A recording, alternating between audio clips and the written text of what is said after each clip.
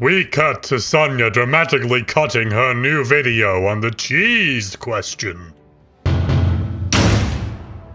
She's dramatically laying stock footage on top of her edgy voiceover. She has done it! Sonya has added her voiceover on top of stock footage and added some extremely edgy glitch art. She's the greatest video editor in human history. You will be remembered for centuries, Sonya. Centuries! The good question. Recently I was in a supermarket. The deli aisle was dead ahead. I approached it. All the cheeses seemed to be gone. Except for Gouda. I can only imagine that this is from cheese genocide. So we have to ask, will we tolerate cheese that wants all other cheese eaten up for its survival? This has been the Gouda question.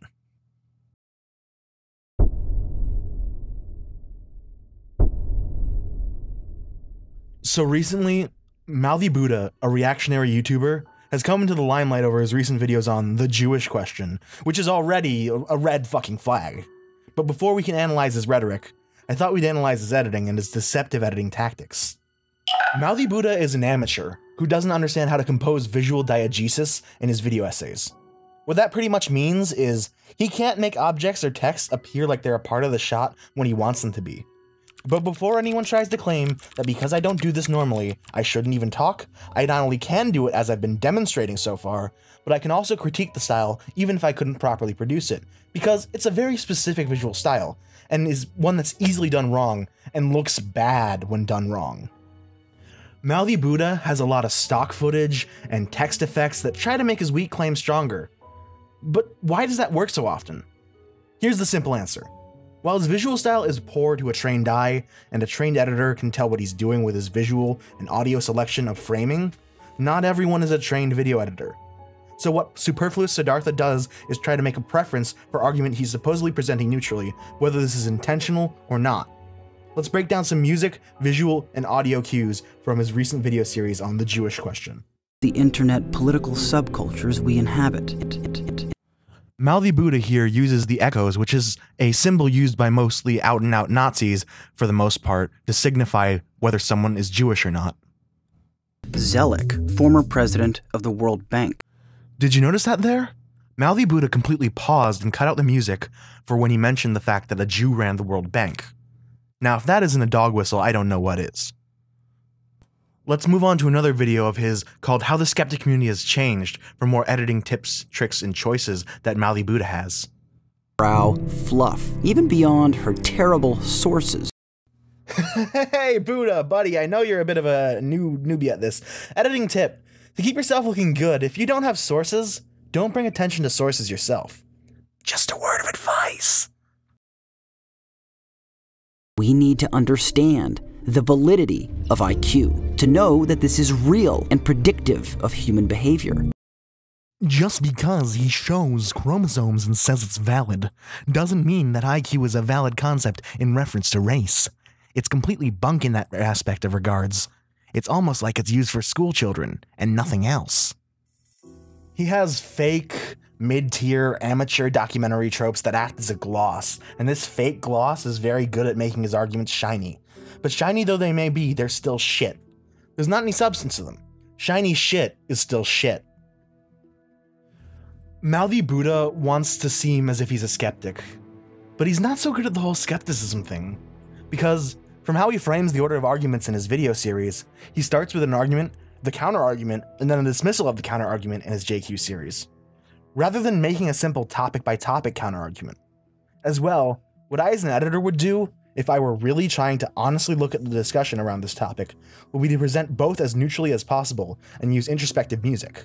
However, Mouthy Buddha decides to frame the JQ perspective with this documentarian narration music and has the choice of an undercutting vocal tone and soundtrack choice for a section counter to the JQ perspective.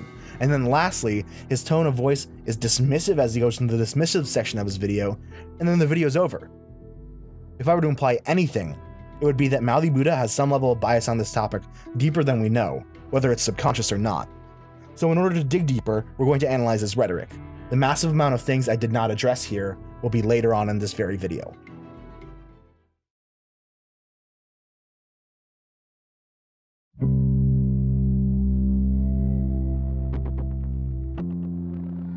Eating babies isn't exactly an issue you see people talking about regularly, so if this video seems shocking, I understand.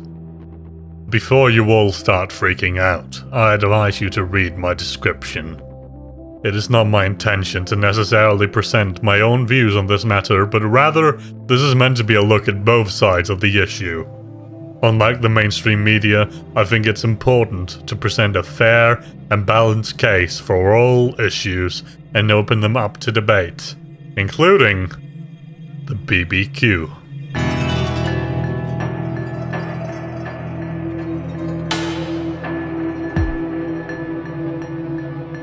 Most people would argue that eating babies is immoral and wrong, but I'd like you to consider that babies also happen to be really nutritious and contain a lot of fiber and other important nourishment. Their blood also tastes like delicious strawberry Kool-Aid. I'm sorry, I got carried away there. Anyways, some would thus argue for the sensible and reasonable consumption of babies. I mean, if you drop your baby, you shouldn't let the meat go to waste, right? Oh no, I dropped my baby. I better not make the meat go to waste. Nom nom nom nom nom nom nom nom nom nom. But how do we know that a baby can consent? The mainstream opinion seems to be that babies cannot consent to death by war. But I want to ask you, have you ever seen a baby say no to being eaten alive? Right? Babies obviously don't care about being eaten and therefore consent. To discuss the morality of this issue, we can look into history and understand that civilized societies have been flirting with the BBQ for centuries. We can look to Jonathan Swift's A Modest Proposal as an example of a serious look into the practicality and morality of the BBQ. This work is fairly represented by my statements. There's no narrative spinning. Cut the footage, cut the footage, cut the footage! Well then, I hope you enjoyed this episode of looking at both sides of an issue that we as a culture really should have dropped a long time ago. The commies at Gulag don't want me to make a living, so I'd ask you to please donate to my Patreon. I'll see you next time, and I'll be discussing the efficacy of throwing old Grandma Susan into a volcano. Goodbye! Earlier, I talked about Mouthy Buddha's editing, but that doesn't even come close to the rhetoric that editing is in service of. I'd like to argue here in good faith that he's trying to show both sides. We mentioned before the balance of the composition of the arguments, and how they're clearly slanted to the side of the JQ and to that of the alt-right. We spend approximately 4 minutes in the first video on the JQ arguments. We are given only half of that in reference to the counter. The counter is not only short, but also not the mainstream counter perspective, but the counter from a slightly less far-right perspective that is either Mouthy's or the closest Mouthy can imagine, so he can still pander to a far-right audience. Then, the rest of the video is dedicated to tearing down the counter. This video is not balanced, as you can see from the visual representation of the arguments. As well, the other videos in the series are also very much unbalanced in similar manners. Let's discuss Mouthy Buddha's whole basis for his first video. Both the validation and the counter-arguments around the JQ revolve around the concept of IQ. I've mentioned before how I think the concept of IQ is not very helpful, but I think I'll elaborate. The original concept was designed to gauge French preschool children on their school predictions for the future, and how they could be helped. IQ is a product of household environment more than anything else, which is why it is heritable. You know what else is heritable? Your childhood zip code. The concept of heritable, however, applies scientifically to a multitude of factors. And this heritability is most often due to socioeconomic factors rather than genetic or racial factors. For both black and white children, estimated heritabilities were lower in children from families in lower socioeconomic status census tracts than those from middle or higher status tracts. When this is considered to be a socioeconomic issue of heritability rather than one of racial heritability, things become clear. Wealthier and middle-class families are able to have higher IQs due to their ability to access better education systems and schools. People of lower socioeconomic status, or SES, are less likely to have high IQs. This, when considering with racialized poverty, redlining, socioeconomic and racial conditions being tied together due to systemic conditions and other similar factors, we can conclude that it is not race that is the problem, but wealth in reference to IQ. As well, pointing to African nations which robber barons plundered for resources and still continue to do till this day, also shows how this systemic socioeconomic racism is tied to the negative effects on developmental IQ. Wow, all that to debunk a guy who already admits he believes in the JQ. Oh, did I not mention that? Yeah, Mouthy Buddha already believes in the JQ. And I think that right, he gets into it. But I think that the one key distinction that the alt-right doesn't seem to make is that we could talk about Jews in power, and that's one thing. But then we have individual Jews who are apolitical and who don't give a shit about anything and who are poor and who. So I think it's important to distinguish that a blanket kind of anti-Semitism is what we want to stay away from when regarding the JQ. Oops, mass slip there, buddy. Well, now that's all out of the bag, let's talk about Israel and ethnostates. First of all, Israel is not an ethnostate. It is 20% Arab, and there are different ethnicities of Jews besides Ashkenazi Jews. And there are a bunch of ethnic conflicts in Israel between the Ashkenazi-dominated government and the other ethnicities of Jews. Even Jews of the same ethnicity but in other places have conflicts. He presents the view that the administration in Israel under Netanyahu is answerable to the pleas of American Jews and claims hypocrisy when the national conservative government of Israel doesn't accept migrants, much like their European counterparts. It's almost like you can't expect Jews to be a hive mind because of cultural circumstances changing in how Jews in different countries relate to each other. He also cites a Forbes article which talks about how Ethiopians are being forced to have birth control. Mouthy Buddha fails to mention the fact that these people are in fact Jews. This is literally an example of all Jews not being an inherent family.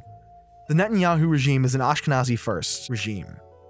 As someone who is both Mizrahi, Ashkenazi, and white, this disgusts me, as the Jews that have been assimilated to whole or partial whiteness in cultures are trying to favor themselves now in what is supposed to be the Jewish homeland for all Jews. Not to mention the issues with the Palestinians. And then again, another article that cites issues between the Ashkenazi Netanyahu government and other Jewish ethnic groups. Wow, these Jews threw Jews out. This sure supports my Jewish hive mind idea. Checkmate, boys. Not only is it dishonest to state that Jews aren't a race, it's unscientific, because Jews exude all of the qualities of a distinct racial group. Race has been proven several times to be unscientific. Mouthy Buddha just says it is, though, and leaves it at that. That's a real compelling argument. You have to go to Nuremberg law racial purity science to even categorize races scientifically. So, as a matter of fact, whites are a white race, whether they are Scottish or Irish. Blacks are a black race, whether they are African or Nigerian. He thinks that Nigerians are not African and that all Africans are the same, despite Niger and Nigeria being two of the most ethnically diverse countries in the world, with a ton of languages and a ton of genetic diversity, which causes several civil wars in many African nations. Rwandan genocide, anyone? Mouthy thinks that because he's not denying the Holocaust, but just revising the numbers, that's just fine. It's not. Mouthy's incredibly underinformed on the Holocaust and falls into denial narratives. These arguments literally parrot David Irving and Robert Forreston, which Mouthy mentions later in his video. Mouthy also mentions how the camps had only good images from the ones captured on films, despite not understanding the context. Rudolf Breslauer was a captured filmmaker who had to make propaganda to show other nations as to make it look not nefarious of the camps. The still images taken by German soldiers in a mocking nature tell more of a story. 6 million was also not an overestimate. By some historians' counts, it might be undercutting. As well, Mouthy brings up the whole gassing narrative saying 6 million Jews were not gassed. No, that's not what... No one believes 6 million Jews were gassed. 2 million Jews were gassed. This is a fact. The other 4 million numbers come from the death squads in the Einsatzgruppen invading countries to murder Jews. 2/3 of the Holocaust was committed by 1942 because of the Einsatzgruppen. Modern historians agree to these numbers from the research. Scat, except that no document exists showing that Hitler ordered the Holocaust at all. He then tries to fucking claim that Hitler never wrote about the final solution. Hitler wrote about the final solution in fucking Mein Kampf, you fuckwit! The Wannsee Conference revolved around Hitler's initial words from the book after the failure of the Madagascar Plan. Hitler was a good and honest person. How fucking dare you? Sonia. You know what really makes me feel better when people are talking Nazi bullshit? An ASMR session. Welcome to the People's ASMR. Today we're going to talk about the cheese question. Normally, Gouda is considered a cheese that is not for cheese genocide. But counter to that, cheese genocide is very real, and it is the Gouda that are perpetrating it. Thank you.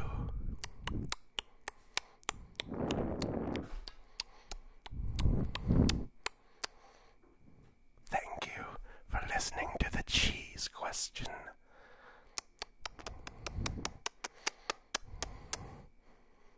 Thank you. Better? Anyways, Hitler being a good person, fuck you, gross. A study by Pew Research showed that remembering the Holocaust is the predominant factor in Jewish identity. Of course, Jews based their identity in the Holocaust. It was a major part of their history. Christian persecution under the Romans also plays a big part in Christianity for the same reason. Mouthy, at the beginning of every one of his videos on the JQ, claims that these are purely for educational purposes, as to understand the alt-right, from the perspective of a slightly less far-right person. Ignoring that, these videos are really for education purposes, but not the one Mouthy claims. These videos are being used by literal Nazis to red pill their friends on the concept of the JQ. This is what brings me to a point that we've been coming back to over and over. Without neutral presentation and fair balancing of sides, it seems more than anything that Mouthy is just giving a platform to the anti-Semites than anything else, whether he's aware of it or not. I dog whistle all the time in my videos. Oh, well, he's aware of it, I guess.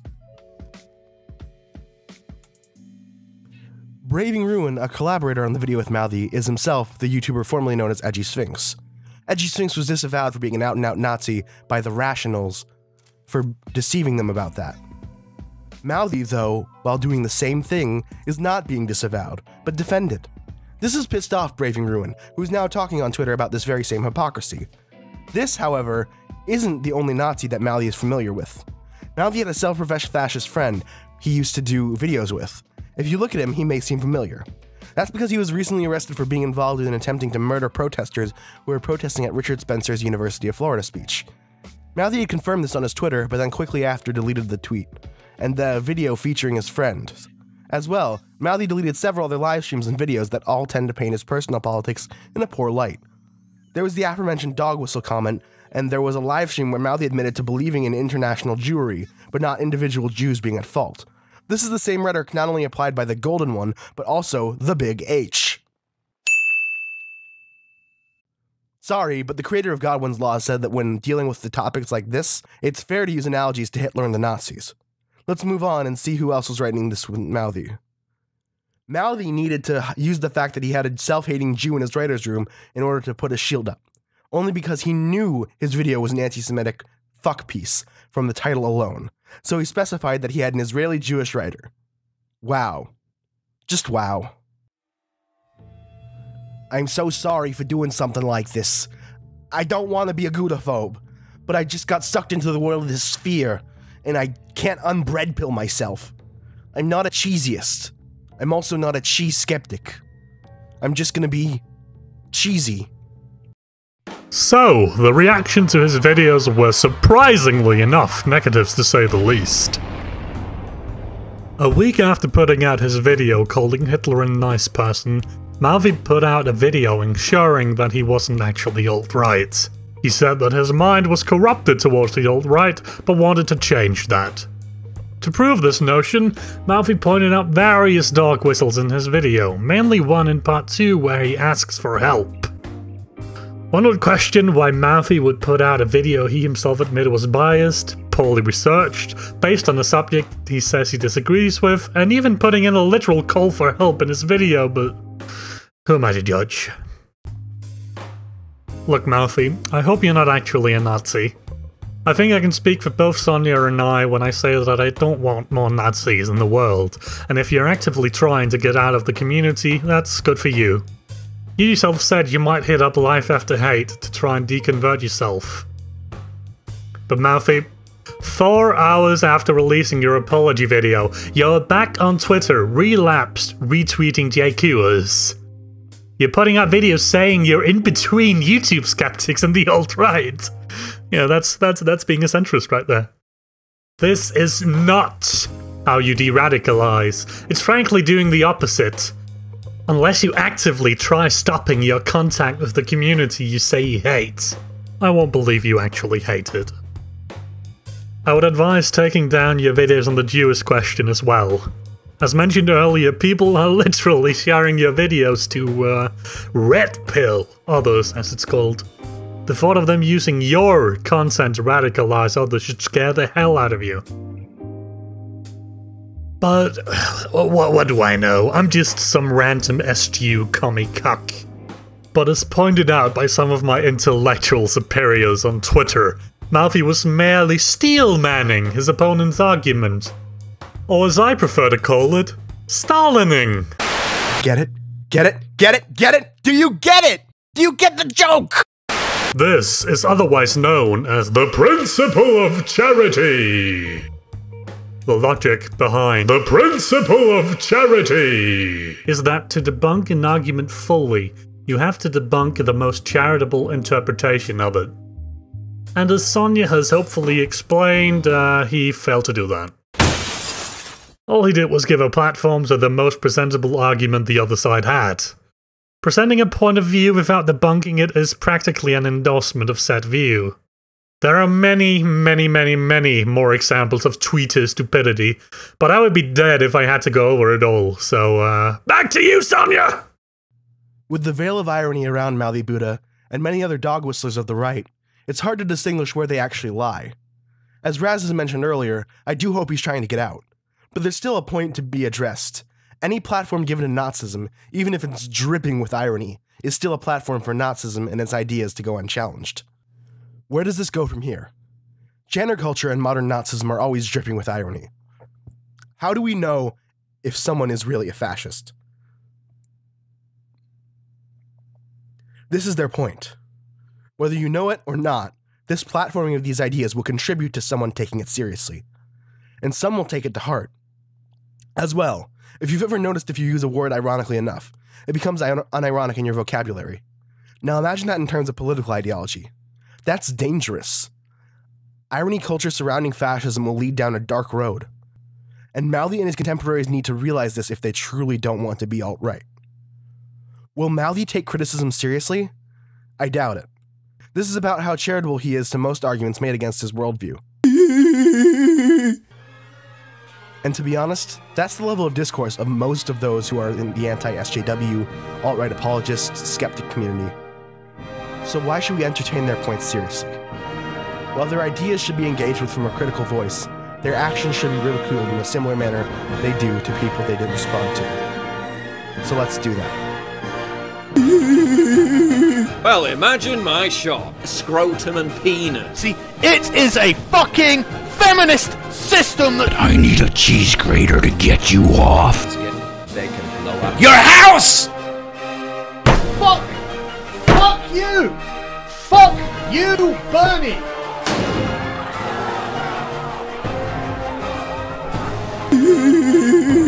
Well, imagine my shop. Scrotum and penis. See, it is a fucking feminist system that I need a cheese grater to get you off.